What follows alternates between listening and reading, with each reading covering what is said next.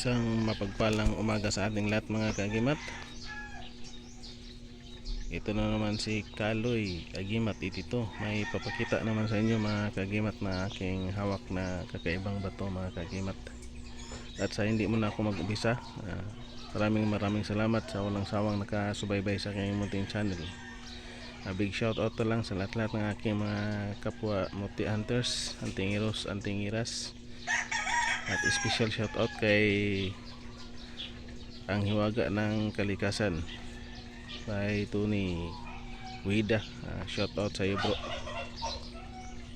Ang papakita ko ngayon mga kagimat, ito ay naka batong kakaiba na dahong nahulog pero may kasamang bato, nakasakay na bato. Ito mga kagimat, papakita ko sa inyo.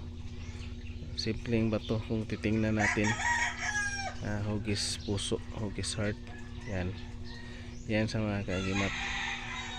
Pero dito ako nagtaka kasi ayan mga kagimat, hugis heart pa rin siya. Pero ang kagandahan dito mga kagimat, ito ay may imahe ng isang diwata mga kagimat na babae. Yan o. May tainga siya mga kagimat, mayroon siyang buhok, tapos may corona, yung parang may crown siya mga kagimat. Tainga, buhok yung mahaba mga kagimat, itim. At yung mukha niya mga kagimat at puti, puting-puti masyado mga kagimat. Yan ang mukha niya. Hindi yan kinulit mga kagimat, kundi totoo talaga yan mga kagimat. Yan o. Titingnan mo yan sa bato.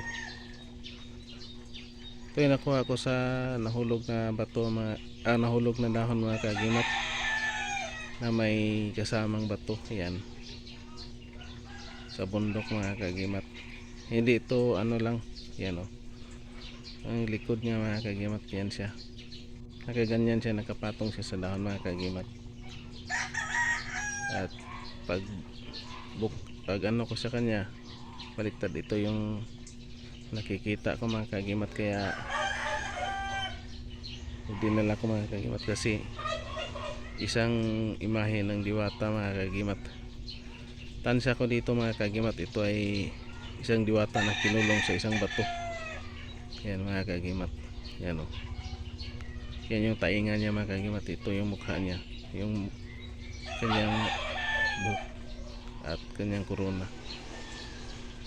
Siguro mga kagimat, to ay isang dating reyna na kinulong sa isang bato. Yan o. Kasi karamihan sa mga ganito mga kagimat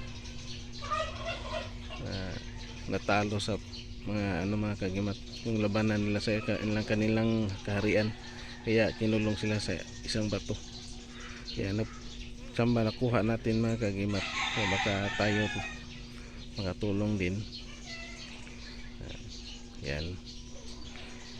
So, paano natin ito papagaganahin mga kagimat? Yan mga kagimat o. Klaro niyan. Isang diwata. Yung tainga lang mga kagimat no. Yan. Mahaba yung tainga mga kagimat.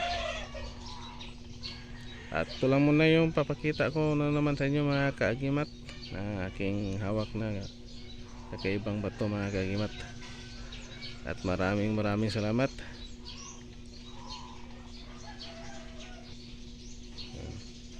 Napakaganda niya mga kagimat. Thank you for watching and God bless sa ating lahat mga kagimat.